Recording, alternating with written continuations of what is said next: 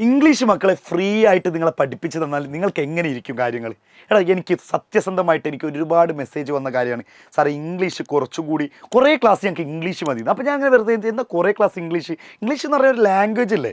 English എന്ന language അത് കുറേ തരം ശരിക്കും ഹിസ്റ്ററി ആവട്ടെ, അല്ലെങ്കിൽ പൊളിറ്റിക്സ് ആവട്ടെ, അല്ലെങ്കിൽ എക്കണോമിക്സ് ആവട്ടെ, ഇത് കുറേ തരണം എന്ന് പറഞ്ഞാൽ അതിൽ കാര്യമുണ്ട്. അപ്പോൾ ഞാനൊരു കുട്ടീനോട് പേഴ്സണലായിട്ട് ഇങ്ങനെ ചോദിച്ചു, എന്താ മോളെ പ്രശ്നം, മോള് പറയും എന്താണ് സംഭവം എന്ന് ചോദിച്ചു. അപ്പോൾ സാറേ എനിക്ക് എല്ലാ വിഷയവും ഞാൻ നല്ലോണം എഴുതുന്നുണ്ട്, ഇംഗ്ലീഷ് എനിക്ക് പറഞ്ഞാലും മനസ്സിലാവും, വായിക്കാനും ഒരു എല്ലാം അറിയാം, പക്ഷേ ഇവിടെയൊക്കെ നല്ല മാർക്ക് കുറയുന്നുണ്ട്. ഡയറി എഴുതുമ്പോഴോ അല്ലെങ്കിൽ മറ്റുള്ള അനൗൺസ്മെൻറ്റ് പോലത്തെ കാര്യങ്ങൾ എഴുതുമ്പോഴോ എന്തെങ്കിലുമൊക്കെ എഴുതുമ്പോൾ സാറ് മാർക്ക് കുറഞ്ഞു വരുന്നുണ്ട്. അതായത് ഒരു 4 മാർക്കിൻ്റെ വിഷയം അല്ലെങ്കിൽ 4 മാർക്കിൻ്റെ ക്വസ്റ്റ്യൻ വന്നാൽ ഞാൻ എത്ര എഴുതി കഴിഞ്ഞാലും 2.5 2 ഇത് കിട്ടുന്നുള്ളൂ സാർ. എനിക്ക് പഠിക്കാത്ത പ്രശ്നമൊന്നുമില്ല, മനസ്സിലാവാത്ത പ്രശ്നമില്ല, ഒന്നുമില്ല.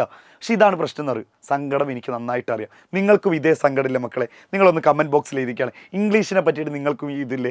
നമ്മളിത് ഈ ഒരു വിഷുവിന് നിങ്ങൾക്കൊരു കിഡിലൻ ഓഫർ തരാൻ നമ്മളെ സൂപ്പർ ബാച്ചിൽ ജോയിൻ ചെയ്ത കുട്ടികൾക്ക് ഓൾറെഡി ഈ ഒരു ഓഫർ വിഷു കൈനീട്ടമായി കിട്ടാവുന്ന ഈ ഒരു ബിഗ് അനൗൺസ്മെൻ്റ് ആണ് ഇപ്പോൾ ചെയ്യുന്നത്. മാത്രമല്ല ഇനി സൂപ്പർ ബാച്ചിൽ ജോയിൻ ചെയ്യുന്നതോടൊപ്പം ഇംഗ്ലീഷ് ഫൗണ്ടേഷൻ കോഴ്സിന് ഓൾറെഡി നമ്മൾ 999 ആണ് ഫീസ് ഉള്ളത്. പക്ഷേ ഇനി എന്തില്ല, വിഷു കൈനീട്ടത്തിൻ്റെ ഭാഗമായിട്ട് നിങ്ങൾ ഇപ്പോൾ സൂപ്പർ ബാച്ചിൽ ജോയിൻ ചെയ്യുകയാണെങ്കിൽ നിങ്ങൾക്ക് ഈ 999 അടയ്ക്കേണ്ടതില്ല. നിങ്ങൾക്ക് completely English foundation, English basic class completely free ആണ്. മക്കളെ നമ്മൾ ഇംഗ്ലീഷ് പഠിപ്പിക്കുകയും ചെയ്യും. പ്ലസ് നിങ്ങൾക്ക് സൂപ്പർ ബാച്ചിൽ എന്താണ് കിട്ടുന്നത് ഓൾറെഡി അറിയാമല്ലോ. നമ്മുടെ ഹ്യൂമാനിറ്റീസ് എന്ന് പറഞ്ഞാൽ എവിടെ ട്യൂഷൻ കൊടുക്കുന്നില്ല, എവിടെ ആരും പരിഗണിക്കുന്നില്ല. സ്കൂളിലാണെങ്കിൽ അവരൊന്നും വേണ്ട, അവർക്ക് സ്പെഷ്യൽ ക്ലാസ് ഇല്ല, എവിടുന്നോ വന്ന ആൾക്കാരെ പോലെ അവരെ പരിഗണനയില്ല, ഒന്നുമില്ല മക്കളെ. എന്നിട്ട് ചില സ്കൂളത്തെ ടീച്ചേഴ്സ് തന്നെ പറയാറുണ്ട്, അല്ലെങ്കിൽ മാനേജ്മെൻറ്റ് പറയാറുണ്ട്, ഇവിടുത്തെ വിജയശതമാനം കുറയ്ക്കുന്ന ഹ്യൂമാനിറ്റീസ് പിള്ളേരുള്ളത് കൊണ്ടാണ്. ഹ്യൂമാനിറ്റീസ് പിള്ളേരാണ് സ്പോർട്സ് കോട്ടയിൽ വന്നവർ എന്നൊക്കെ പറയുന്നുണ്ട്. അപ്പോഴൊക്കെ ഞാൻ പറയും സ്പോർട്സ് കോട്ടയിൽ വന്നിട്ടുണ്ട്, ആ സ്കൂളിനെ വാനോളം ഉയർത്തുന്നത് അവരല്ലേ. ചിലപ്പോൾ പല കോട്ടകളിലായിട്ട് കയറി വന്നത് ഹ്യൂമാനിറ്റീസ് ബാച്ചിലായിരിക്കും.